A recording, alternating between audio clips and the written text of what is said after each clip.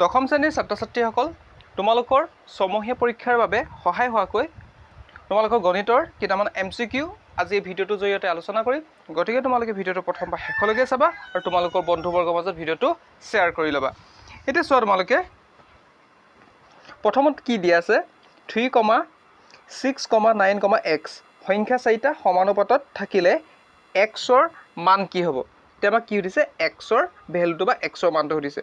এতিয়া প্ৰথম কি কৰি চাম চোৱা তোমালোকে, এতিয়া 3/6 = 9। এতিয়া xৰ ভেলুটোত মই 18 পাতি চাওঁ, তেতিয়াহ'লে এইকেইটা সমান হয় নাই চোৱা, 3 × 3 3 × 2 6 9 × 9 9 × 2 18।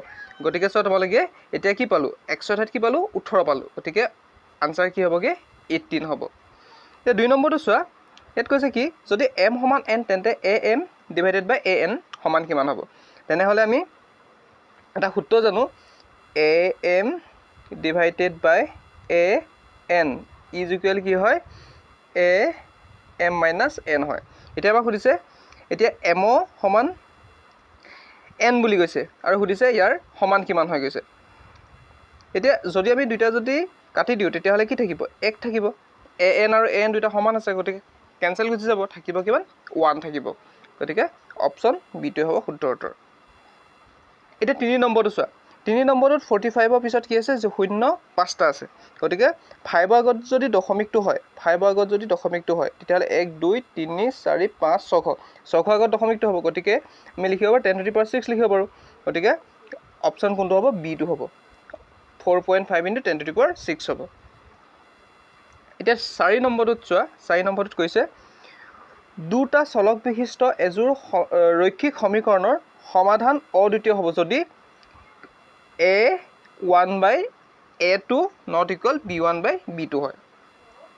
এতিয়া 5 নম্বৰটো চোৱা, ইয়াত কি কৈছে,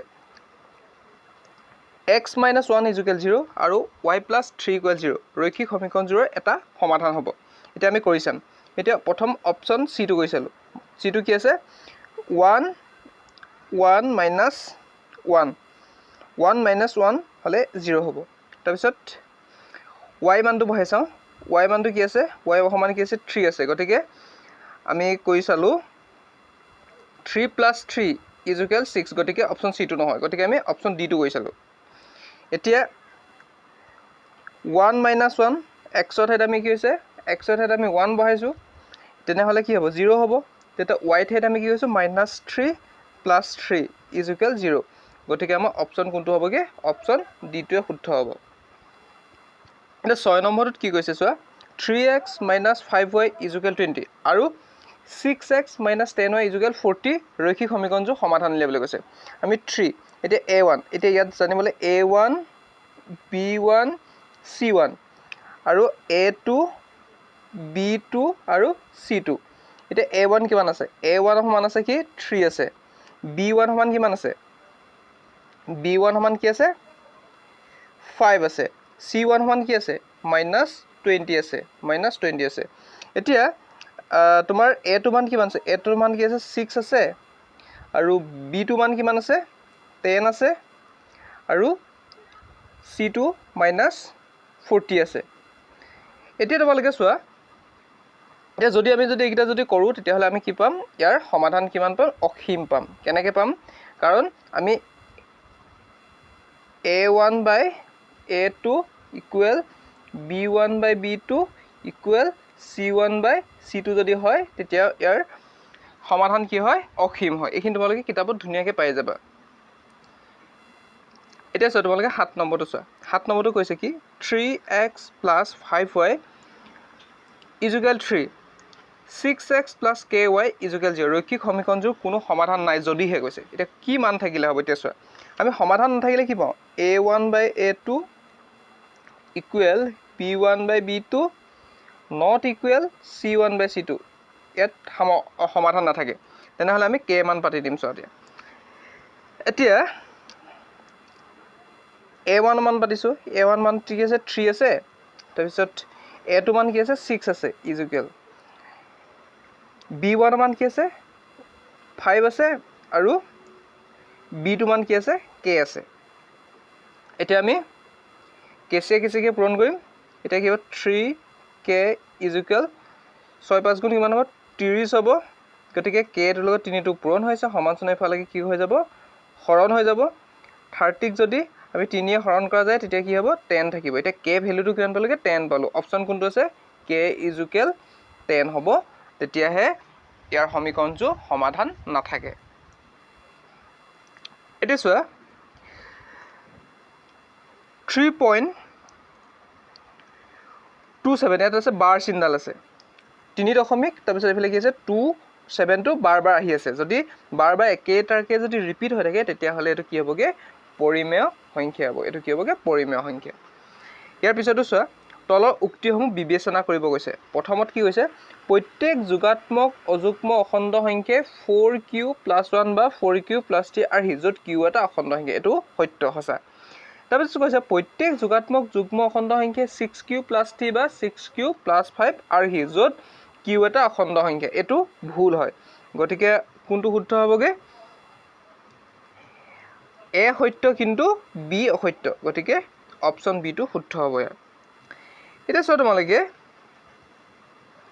এতিয়া চোৱা এতিয়া যদি কৈছে কি যদি আলফা আৰু বিটা কি কৈছে x² - 3x + 2 দ্বিঘাত বহুপদটোৰ দুটা শূন্য হয় তেন্তে আলফা + বিটা উলিয়াবলৈ কৈছে এতিয়া আমি প্ৰথমতে কি কৰিলো চোৱা এতিয়া প্ৰথম আমি যিহেতু চোৱা ইয়াৰ x ৰ আগত 1 টা সহগ থাকে 2 গুণ কিমান হ'বগে 2 হ'ব এতিয়া 2 উৎপাদক কিটা কি হয় 2 পূৰণ 1 মানে 2 আৰু একে কি হৈছে ইয়াৰ উৎপাদক এতিয়া উৎপাদক কিটা আমি কি কৰিছো 2 + 1 যদি কৰি দিয়া হয় তেতিয়া 3 পাম এটোকে আমি লিখি লৈছো এটা চোৱা এটা লিখিম x² -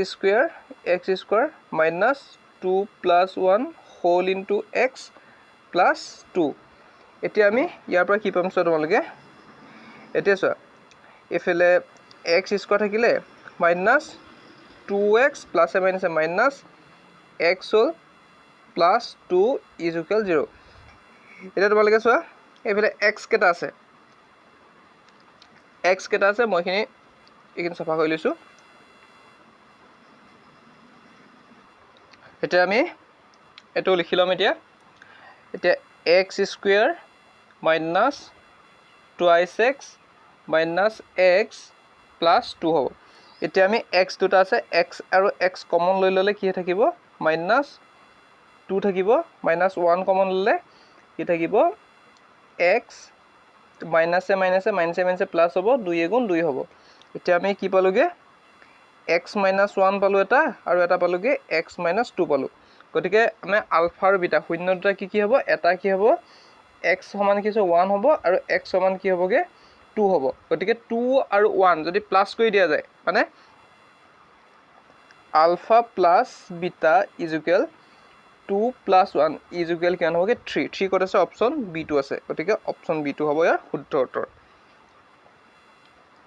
এটা চোৱা তোমালোকে ইয়াৰ পিছতো কি কৈছে ax² + bx + c দ্বিঘাত বহুপদটো শূন্য দুটাৰ গুণফল এতিয়া শূন্য দুটাৰ গুণফল কি হয় c/a হয় শূন্য কিটা গুণফল c/a আৰু সমষ্টি কি হৈছে -b/a সেইখিনি তোমালোকে চাই ল'বা কিতাপত ধুনীয়াকৈ আছে এতিয়া চোৱা ইয়াত কৈছে কি 1 আৰু -2 শূন্য বিশিষ্ট দ্বিঘাত বহুপদটো হ'ব দ্বিঘাত বহুপদটো উলিয়াবলৈ হ'লে আমি কি কৰিব লাগিব এটা সূত্ৰ আছে x² - alpha plus beta whole into x plus alpha beta এতিয়া শূন্যকেইটা আমাক দিয়া আছে আমি কি হৈছে দ্বিঘাত বহুপদটো উলিয়াব লাগে কেনেকৈ উলিয়াব চোৱা তোমালোকে এইটো যদি আমি কৰোঁ চোৱা তোমালোকে এতিয়া ইয়াত আলফা প্লাস বিটা সমান কি হ'বগে আলফা প্লাস বিটা সমান আলফা বিটা শূন্যকেইটা ধৰি লৈছো 1 প্লাস -2 = কিমান হ'বগে -1 হ'বগে আৰু যদি আলফা ইনটু বিটা কৰা হয় তেতিয়াহ'লে কি হ'বগে আলফা ইনটু বিটা যদি কৰা হয় তেতিয়া হ'ব 1 ইনটু -2 = -2 হ'ব এতিয়া আমি এইকেইটা আমি সূত্ৰমতে পেলাই দিম এতিয়া আলফা প্লাস বিটা মানটো কিমান পাইছিলো এইটো মনত ৰাখি লৈছো মই আলফা প্লাস বিটা মানটো পাইছিলো -1 পাইছিলো আৰু আলফা ইনটু বিটা মানটো কিমান পাইছিলো 2 পাইছিলোগে এইকেইটা কাটি দিছো এতিয়া আমি সূত্ৰটো মতে পাতিম সূত্ৰটো কি আছিলে x² - alpha plus beta whole into x plus alpha into beta. এতিয়া এক্স স্কোৱাৰ থাকিলেই মাইনাছ আলফা প্লাছ বিটা মানটো কি আছিলে -1 আছিলে, এক্স থাকিব প্লাছ আলফা ইনটু বিটা মানটো কি আছিলে 2 আছিলে ইকুৱেল 0। 2 আছিলে 2 মানে -2 আছিলে এইটো -2 হ'ব, প্লাছে মাইনাছে মাইনাছ হ'ব। এতিয়া x square plus x minus 2 equal 0। এতিয়া আমাৰ অপশ্যন কোনটো হ'ব, কোনটো আছে x square plus x minus 2 ক'ত আছে, x square plus x minus 2 এইটো অপশ্যন বিটো আছে, অপশ্যন বিটো হ'ব ইয়াৰ শুদ্ধ উত্তৰ। এতিয়া তোমালোকে এইটো চোৱা, ইয়াত কি আছে, এতিয়া ত্ৰিঘাত বহুপদৰ কথা আছে, এইটো তোমালোকক হোমৱৰ্ক দিছোঁ। যদি তোমালোকে এইটো নোৱাৰা তোমালোকে মোক কমেণ্ট কৰি জনাই দিবা, তোমালোকক ইয়াৰো সমাধান কৰি দিম অতি সহজতে। ইয়াৰ কোনটো হয় তোমালোকে মোক ক'বা, তোমালোকে কমেণ্ট কৰি জনাই দিবা।